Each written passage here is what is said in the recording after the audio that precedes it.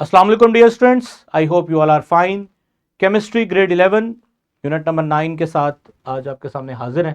Knowledge 9.2 का आज first lecture है और इस लेक्चर में हम देखेंगे एसएलओस को। लेकिन पहले हम बात कर लें कि इससे प्रीवियस हमने नॉलेज के अंदर अबाउट एसिड बेस उसकी थ्योरीज देख ली थी।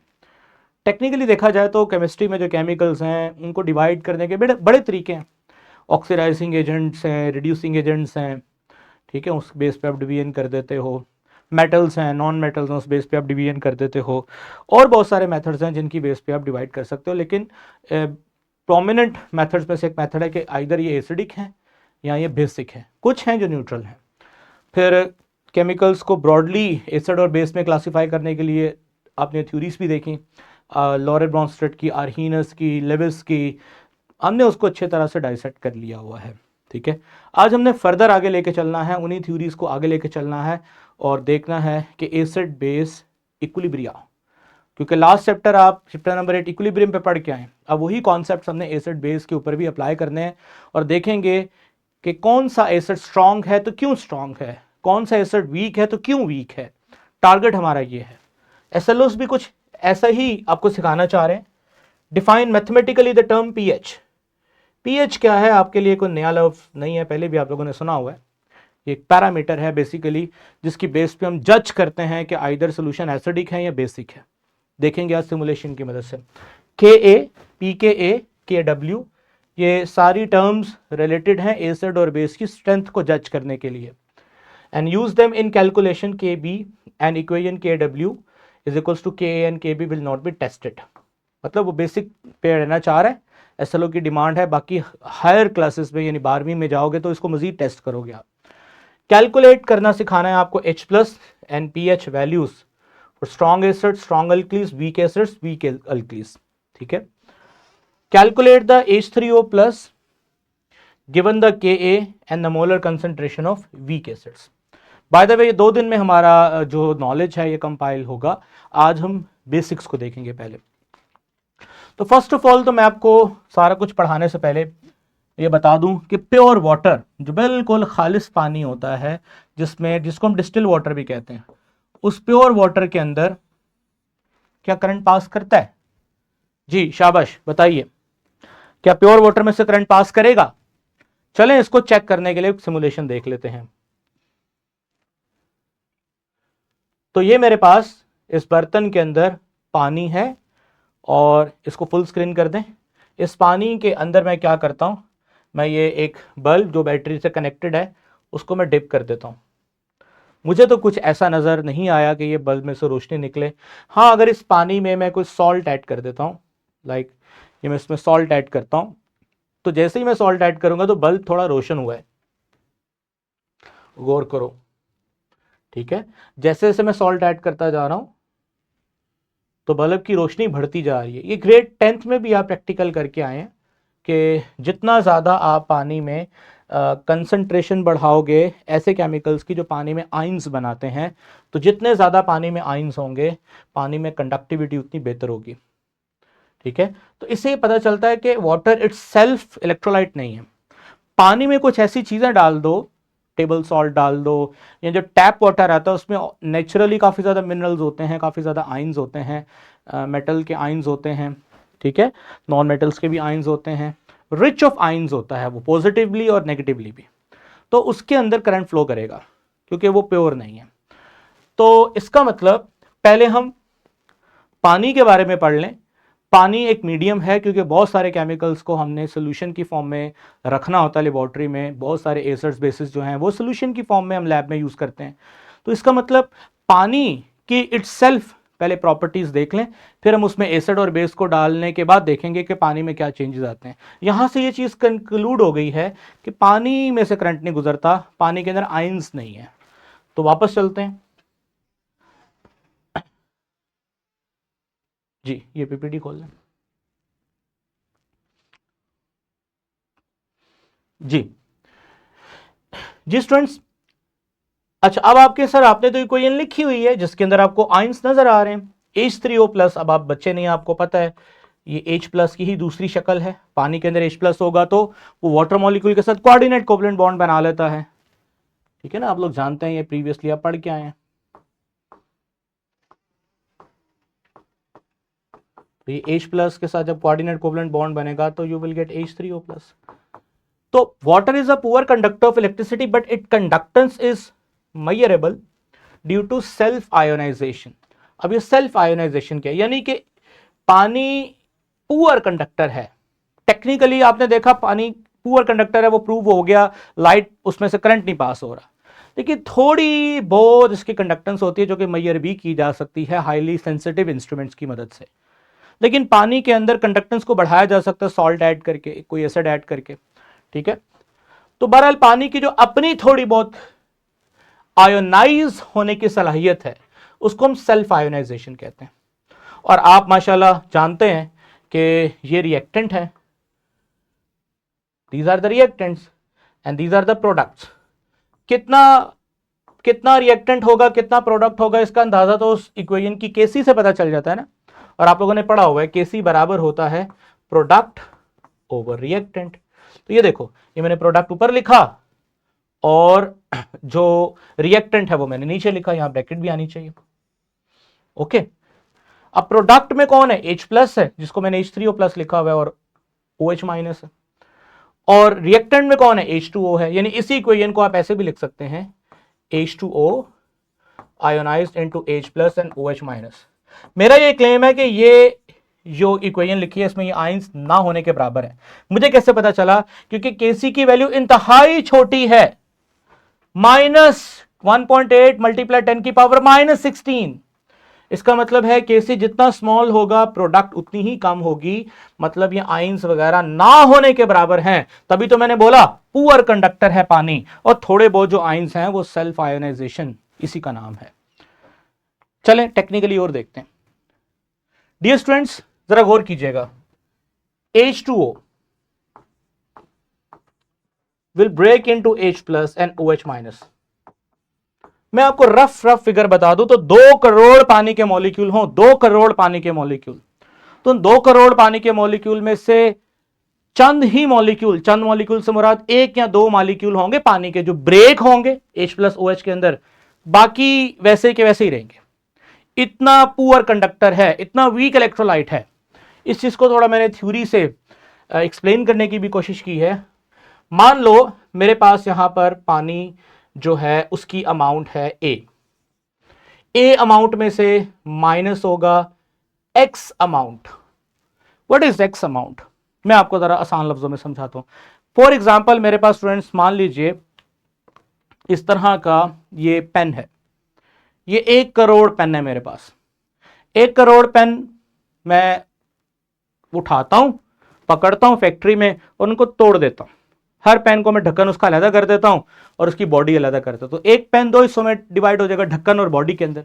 तो इस तरह 1 करोड़ पेन को अगर मैं सबको तोड़ दूं तो 1 करोड़ पेन से 2 करोड़ पार्ट्स बनेंगे, 1 करोड़ उसके ढक्कन और 1 करोड़ बॉडीज। लेकिन 1 करोड़ पेन में से सिर्फ मैं 10 पेन इस्तेमाल करूं, बाकी वैसे के वैसे ही पड़े रहें, तो ये ए जो है ये 1 करोड़ यानी टोटल अमाउंट, ए जो है टोटल अमाउंट माइनस एक्स वो अमाउंट जो ब्रेक होने वाली है, जो कि बहुत थोड़ी है। तो मैंने लिखा ए माइनस एक्स। अच्छा ए कितना है, 55.5 मोल माइनस एक्स, एक्स कितना है, बहुत ही छोटी वैल्यू है। इतनी छोटी वैल्यू है जैसे कहें जी 2 करोड़ में से 2 रुपए किसी को दे दो, बाकी कितने बचे भाई, 2 करोड़ ही बचा। मैथ कहता है बहुत बड़ी रकम में से बहुत छोटी रकम निकालो, तो वो जो आपने माइनस किया है रकम को, उसके बावजूद भी आंसर कांस्टेंट ही रहेगा। तो ये x इतना छोटा है कि 55.5 की सेहत पे कोई फर्क नहीं पड़ना। बहरहाल जो भी x अमाउंट टूटेगी, टूटने के बाद x अमाउंट में H+ बनेगा और x अमाउंट में ही OH बनेगा। ठीक है स्टूडेंट्स, अब आगे चलते हैं। मींस के अब मैं क्या करने वाला हूं, मैं x की अमाउंट पता करने वाला हूं। सर ये 55.5 आपको कैसे पता चला, इट्स वेरी इजी, क्योंकि अगर आप फार्मूला देखो पीछे जो मैंने लिखा है, इसमें ब्रैकेट का मतलब क्या होता है, शाबाश जल्दी बताइए। H2O को ब्रैकेट में लिखा है, इसका मतलब क्या होता है, मोल अंडर 1 dm क्यूब। और 1 डीएम क्यूब पानी के अंदर कितने मोल्स हैं वही मैंने पता कर लिए हैं। और हम सब जानते हैं 1 डीएम क्यूब का मतलब होता है 1000 सेंटीमीटर क्यूब, और पानी के बारे में तो मशहूर है, पानी का 1 सेंटीमीटर क्यूब 1 ग्राम के बराबर होता है, तो पानी का 1000 सेंटीमीटर क्यूब 1000 ग्राम के बराबर होगा।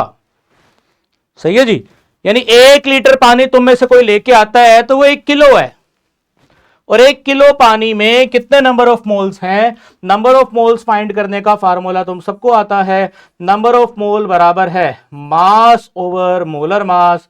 सो नंबर ऑफ मोल बराबर है, मास की जगह आएगा 1000 ग्राम, मोलर मास की जगह आएगा 18। 1000 को 18 पे तकसीम करोगे तो बेटा क्या जवाब आएगा? 55.5 मोल्स।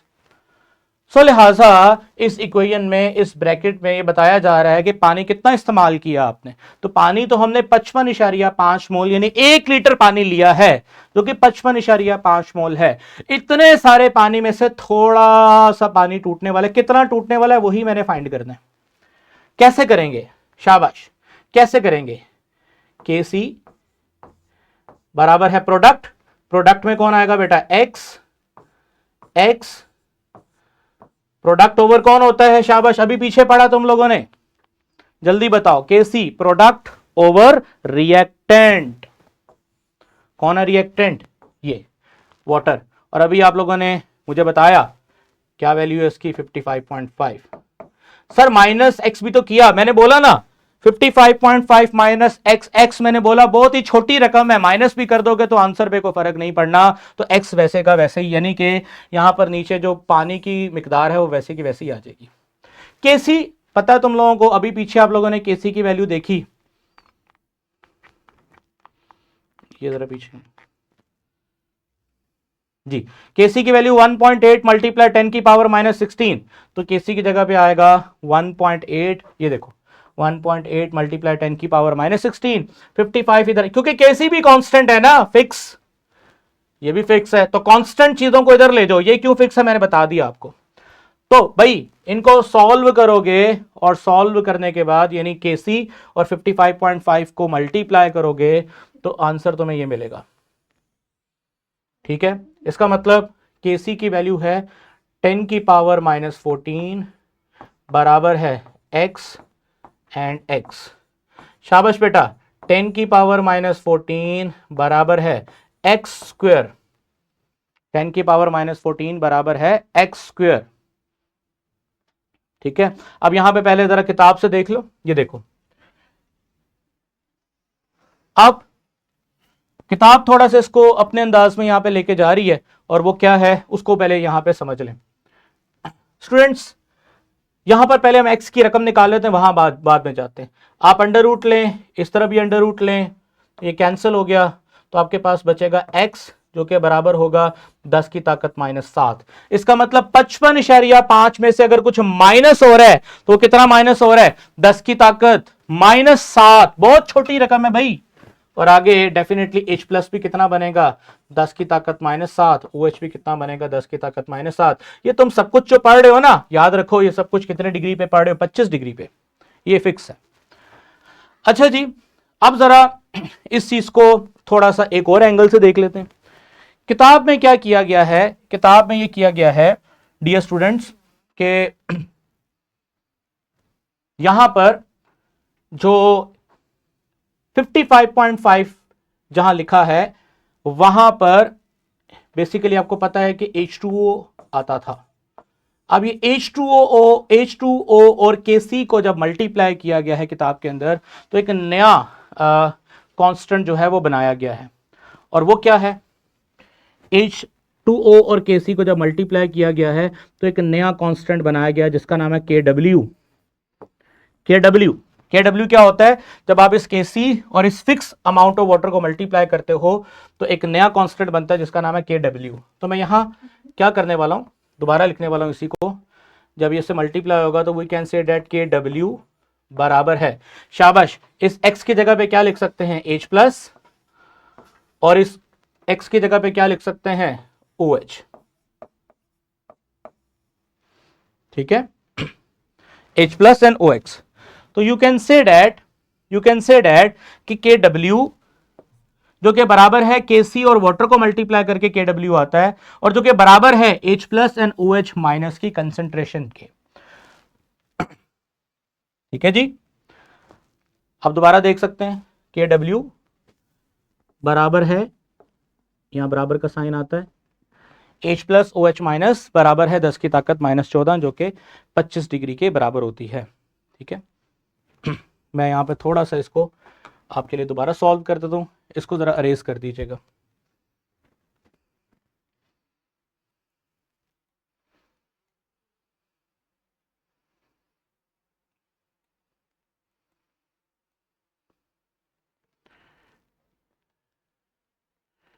जी बस ठीक है, ये पूरा साफ करें ना इसको सही तरह।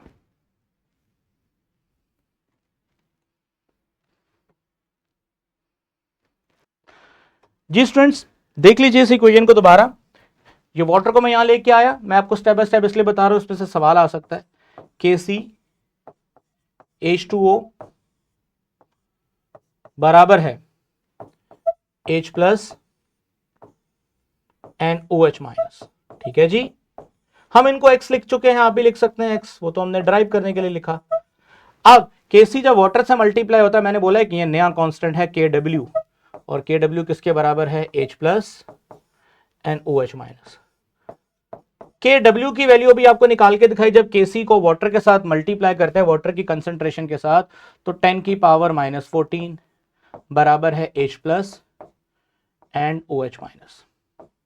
अब यहां से बेटा एक चीज एस्टैब्लिश हो गई है कि पानी के अंदर H प्लस की मिकदार कितनी है, 10 की पावर -7। अभी मैंने आपको x की वैल्यू के थ्रू लास्ट टाइम पता करके बताया, ये देखें, ये यहां पर मैंने x की वैल्यू जो फाइंड की है, वो x की वैल्यू H प्लस के लिए भी है, OH के लिए भी है। ठीक है, तो यहां पर OH की मिकदार भी कितनी है, 10 की पावर -7। इसका मतलब 25 डिग्री के ऊपर पानी के अंदर जितना H प्लस होता है, उतना ही पानी के अंदर बेटा क्या होता है, OH नेगेटिव। 25 डिग्री के ऊपर जितना एसिडिक नेचर होता है पानी के अंदर, उतना ही OH नेचर होता है। 25 डिग्री के ऊपर ये सब कुछ हमने किया। अब ये एक दफा देख भी लेते हैं जी, सिमुलेशन पे चले। अब आपके सामने स्टूडेंट्स ये देखिए, ये एक कंटेनर है, इसके अंदर मैं पानी ले लेता हूं। कितना पानी ले लेता हूं, 1 लीटर। तो 1 लीटर पानी में इसमें डाल लेता हूं। ये ज्यादा हो गया, इसको थोड़ा कम कर लेते हैं। चलें, ये 1 लीटर है तकरीबन, थोड़ा सा, ये 1 लीटर है। अब इस 1 लीटर पानी के अंदर जो कि 25.5 मोल वाटर है, ये आप साइड पे देख सकते हैं, और सॉरी 55.5 मोल वाटर है जो कि साइड पे लिखा हुआ है। अब क्या करते हैं, इस 55.5 मोल के अंदर देखते हैं कितना रेड और कितना ब्लू है। कितना रेड और कितना ब्लू का मतलब कितना H प्लस और कितना OH है। अब देखें, बहुत ही कम H प्लस है, हालांकि ये बहुत ज्यादा पानी के मॉलिक्यूल हैं इसके अंदर, लेकिन आपको ब्लू और रेड डॉट जो नजर आ रहे हैं, और जो ब्लू है वो OH को रिप्रेजेंट कर रहा है, रेड जो है वो H प्लस को रिप्रेजेंट कर रहा है। अगर आप काउंट करना चाहें, काउंट भी कर लीजिएगा, number of positive and number of negative, यानी number of H plus and number of OH बराबर है। इसका मतलब पानी 25 डिग्री के ऊपर, उसमें ना वो एसिडिक है ना वो बेसिक है, तो ऐसे केस में हम पानी को कहते हैं वो न्यूट्रल है। अब आप इस पानी के साथ छेड़छाड़ करो, इसमें केमिकल्स डालो, डिफरेंट तरह के केमिकल्स, डिफरेंट तरह के एसिड, डिफरेंट तरह के बेस डालो, तो वो इस H प्लस और OH जो भी फिलहाल बराबर है पानी के अंदर, इस कंसंट्रेशन को क्या करेंगे, वो डिस्टर्ब करेंगे। जैसे ही वो एसिड और बेस जो आप एडिशनल केमिकल इस पानी में डालोगे, इस कंसंट्रेशन को डिस्टर्ब करेंगे। कैसे करेंगे अभी आपको बताता हूं। जैसे वो इस कंसंट्रेशन को डिस्टर्ब करेंगे, उस डिस्टर्ब करने की वजह से या तो H प्लस ज्यादा हो जाएगा या OH ज्यादा हो जाएगा। जो भी चीज ज्यादा होगी उसकी बेसिस पे या तो सोल्यूशन एसिडिक हो जाएगा या सोल्यूशन क्या हो जाएगा, बेसिक हो जाएगा। ओके, तो अभी इसको हम डिटेल से और देखते हैं, लेकिन अभी पहले हम वापस अपनी स्लाइड पे चलते हैं। जी जी स्टूडेंट्स, अब आ जाए यहां पर 25 डिग्री पे मैंने ये वैल्यू निकाली है। क्या टेम्परेचर चेंज करने पे वैल्यू चेंज होगी? थोड़ी सी मैं यहां पे कैलकुलेशंस करना चाहता हूं बेटा, ताकि आप लोगों के लिए आसानी हो जाए। ये देखें, अभी आप लोगों ने कुछ देर पहले ये प्रूव किया KW बराबर होता है H प्लस NOH माइनस के। और इसमें आप लोग एक काम करो कि H प्लस की जगह लिखो 10 की ताकत -7 और OH की जगह पे भी क्या लिखो 10 की ताकत -7, ठीक है। और एक काम करो KW की जगह लिखो 10 की ताकत -14, ठीक है। अब आप एक काम करो, आप इस पूरी इक्वेशन को कॉम्प्लेक्स वैल्यूज हैं ये, तो मैथ हमें कहता है कि अगर आपने कॉम्प्लेक्स वैल्यूज को सिंपल करना है तो इसका माइनस लॉग ले लें। तो अगर मैं माइनस लॉग लूंगा, माइनस लॉग 10 की पावर -14 बराबर है माइनस लॉग 10 की पावर -7। आपको पता है जब लॉग लेते हैं तो मल्टीप्लाई वाली जो रकमें हैं वो प्लस में चेंज हो जाती हैं, प्लस माइनस लॉग 10 की पावर -7। अच्छा बेटा याद रखो माइनस लॉग अगर इसको सॉल्व करोगे तो आप लोग जानते हो आंसर आएगा 14, और अगर आप इसको सॉल्व करोगे तो सॉल्व करने के बाद आपको क्या आंसर मिलेगा। बेसिकली आप इसको सॉल्व ना करो, माइनस लॉग को मैथ की टर्म्स के मुताबिक पी भी कहते हैं, पी, और आगे 10 की पावर -7 बेसिकली क्या है H प्लस, तो ये आ जाएगा PH प्लस, आगे आ जाए डेफिनेटली OH के साथ माइनस लॉग लिखा है तो ये बनेगा POH। तो आसान लफ्जों में बताएं तो PH और POH, अगर PH 7 है POH भी 7 है तो दोनों को जमा करेंगे तो आंसर क्या आएगा 14। इसका मतलब क्या है कि जो 25 डिग्री पे पानी होता है उसमें जितनी एसिडिक नेचर होती है उतनी ही उसके अंदर बेसिक कैरेक्टरिस्टिक्स होती हैं। टोटल जो सम है वो सम हमेशा क्या रहता है, कांस्टेंट, कांस्टेंट। और ये कांस्टेंट बेसिकली क्या था, KW था, और ये KW हमने कितने डिग्री पे निकाला था, 25 डिग्री पे निकाला था। अब क्या ये 30 डिग्री पर भी KW 25 पे तो 14 था ना, दिस इज पी, इसको हम बेसिकली बोलेंगे PKW। ये जो 14 यहां लिखे है ना बेसिकली KW था 10 की ताकत -14, आपने इसका भी माइनस लॉग ले लिया, इसका भी माइनस लॉग ले लिया, तो जाहिर सी बात है माइनस लॉग को क्या बोलते हैं, PKW, और PKW है 14, यानी कि इस इक्वेशन को टेक्निकली ऐसे लिखना चाहिए PKW बराबर है PH प्लस POH। ओके, तो कहने का मतलब यह है, अच्छा P हम क्यों लेते हैं, ताकि जो कॉम्प्लेक्स वैल्यूज हैं वो कॉम्प्लेक्स वैल्यूज किस में चेंज हो जाए बेटा, सिंपल वैल्यूज में चेंज हो जाए। हम माइनस लॉग लेने के पीछे लॉजिक ये है, ठीक है ना। आज हम बेसिक चीजों को डिस्कस कर रहे हैं, डिटेल अभी आनी है, अभी कुछ बेसिक समझ लें। अगला सवाल क्या है कि क्या सर हमेशा PH और POH स्केल जो होता है जो हमें बैलेंस बताता है between H plus and OH, क्या इनका सम हमेशा 14 रहेगा, answer is no, it's all depends upon temperature. ये PH जमा POH 14 रहेगा एट विच टेम्परेचर, 25 डिग्री, ये आपने मेक श्योर करना है। अब अगर 40 डिग्री कर दोगे, 100 डिग्री कर दोगे या टेम्परेचर कम कर दोगे तो KW की वैल्यू चेंज हो जाएगी। उसकी वजह क्या, उसकी वजह यह है कि H2O ब्रेक होता है H प्लस के अंदर NOH माइनस के अंदर। डियर स्टूडेंट्स, पानी का इस तरह ब्रेक होना यह एक एंडोथर्मिक प्रोसेस है।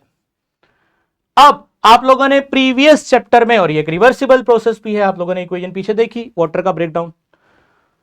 अब आप लोगों को पता होना चाहिए कि एंडोथर्मिक रिएक्शन का जो Kc होता है वो टेम्परेचर के, एंडोथर्मिक रिएक्शन में जो Kc होता है जो कि बराबर होता है प्रोडक्ट ओवर रिएक्टेंट के, जो कि डायरेक्टली प्रोपोर्शनल होता है टेम्परेचर के। एंडोथर्मिक रिएक्शन में अगर टेम्परेचर बढ़ाओगे तो बेटा रिएक्टेंट ज्यादा से ज्यादा फॉरवर्ड जाएंगे, पिछला चैप्टर पढ़ा है ना आप लोगों ने। अब जब ज्यादा से ज्यादा फॉरवर्ड जाएंगे तो प्रोडक्ट ज्यादा होगा, Kc भी ज्यादा होगा। भाई जब Kc ज्यादा होगा, खुद सोचो, जब ये Kc की वैल्यू ज्यादा होगी, ऑब्वियसली इसको फुल स्क्रीन करें, ये जब Kc की वैल्यू ज्यादा होगी, शाबाश, जब टेम्परेचर चेंज है तो Kc की वैल्यू बढ़ जाएगी। तो जब ये वाटर यानी 55.5 के साथ Kc को मल्टीप्लाई करेंगे और Kw को हासिल करेंगे, Kw को हासिल करेंगे, तो डेफिनेटली आंसर तो फिर ऑब्वियसली Kc को जब हम वाटर से मल्टीप्लाई करते हैं तो हमें Kw मिलता है ना। ये देखो, ये Kc को वाटर की कंसंट्रेशन से मल्टीप्लाई Kw मिला हमें, ये भाई जब तुम्हारा ये Kc ही चेंज हो जाएगा तो Kw भी क्या हो जाएगा, चेंज हो जाएगा। नॉर्मली टेम्परेचर के बढ़ने पे Kc बढ़ेगा तो Kw भी बढ़ेगा, क्योंकि वो इसको मल्टीप्लाई करके आ रहा है। ठीक है, मल्टीप्लाई डेफिनेटली बड़ी रकम से होगा तो आंसर बड़ा आएगा। तो इसका मतलब ये है कि टेम्परेचर बढ़ाओगे तो टेम्परेचर बढ़ाने पे क्या होगा, पानी ज्यादा आयोनाइज होगा, पानी ज्यादा आयोनाइज होगा, लेकिन हो ज्यादा आयोनाइज, लेकिन बराबरी में होगा। यानी शुरू में अगर मान लो 2 करोड़ में से 1 करोड़ में से या 2 करोड़ में से 1-2 मॉलिक्यूल टूटते थे, जितने भी टूटेंगे उतना ही पॉजिटिव बनेगा, उतना ही नेगेटिव बनेगा। तो टेम्परेचर बढ़ाने पे हो सकता है 10 H+ बने तो, लेकिन OH भी 10 ही बनेंगे। तो एट अ हाई टेम्परेचर पानी आयोनाइज तो ज्यादा होगा, पानी में H+OH तो ज्यादा बनेंगे, लेकिन number of positive and negative क्या रहेंगे, फिर भी बराबर रहेंगे, और एट अ हाई टेम्परेचर पानी फिर भी न्यूट्रल ही रहेगा।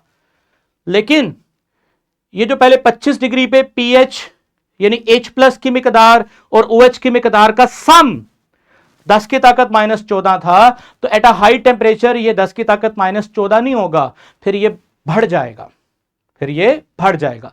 हमारी जो डिस्कशन है वो सिर्फ 10 की ताकत -14 यानी 25 डिग्री वाले पे ही है।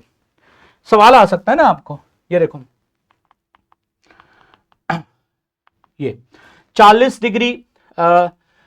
डिग्री पर 25 डिग्री पे ये वैल्यू है, 40 डिग्री पे वैल्यू अच्छी खासी ज्यादा हो गई है, 100 डिग्री पे तो वैल्यू तकरीबन 75 गुना ज्यादा हो गई है। 1.0 को आप 7.5 पे ले गए हो तो ये ऑलमोस्ट 75 गुना ज्यादा नहीं है, तकरीबन ये 7-7.5% ज्यादा वैल्यू हो गई है।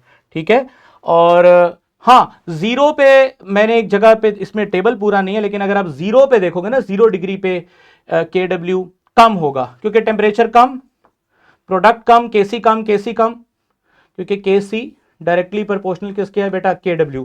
हाँ, 0 डिग्री पर वैल्यू होती है ऑलमोस्ट इतनी कम होती है कि वो 100 डिग्री के साथ 75% का इंक्रीमेंट आता है 100 डिग्री पर। तो ये आप लोग इसको खुद रिसर्च कीजिएगा, मैंने आपके ऊपर ये छोड़ा है। आइडिया मैंने आपको दे दिया कि ये जो हम बात करते हैं ना, pH 7, pOH 7, pH और pOH को जमा करें तो टोटल आंसर 14 रहता है। ये ठीक है, लेकिन सिर्फ कितने डिग्री तक, 25 डिग्री तक। ठीक है स्टूडेंट्स, कल इंशाल्लाह इसी को आगे लेके चलेंगे, और बेसिकली मैं आपको मैथमेटिकली pH, Ka, pKa और Kw को यूज करना बताना चाहता हूं, ताकि आप उसे कैलकुलेट कर सकें। उसके लिए जरूरी है कि pH का कॉन्सेप्ट आपका पहले क्लियर हो। व्हाट इज pH, मैं आखिर में कंक्लूड कर रहा हूं।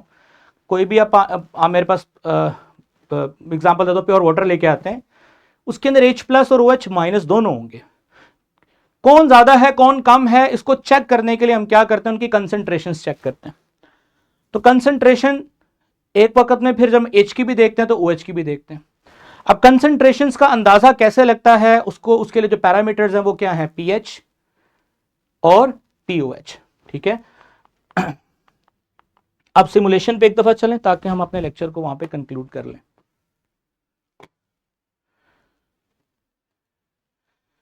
ये देखें, यहां पर रेड कलर H+ की कंसंट्रेशन को शो कर रहा है और ब्लू कलर OH की कंसंट्रेशन को शो कर रहा है। दोनों बराबर है, दोनों बराबर है। अगर मैं यहां पे टेम्परेचर बढ़ाऊंगा पानी का, तो पानी के अंदर H+ OH- दोनों की कंसंट्रेशन बढ़ जाएगी, लेकिन रहेगी बराबर। लेकिन ये जो स्केल है टोटल, ये स्केल जो है फिर डेफिनेटली क्या हो जाएगा बेटा, चेंज हो जाएगा। देखो ना, यहाँ 10 की पावर -16 भी लिखा हुआ है, 10 की पावर -14 भी लिखा हुआ है।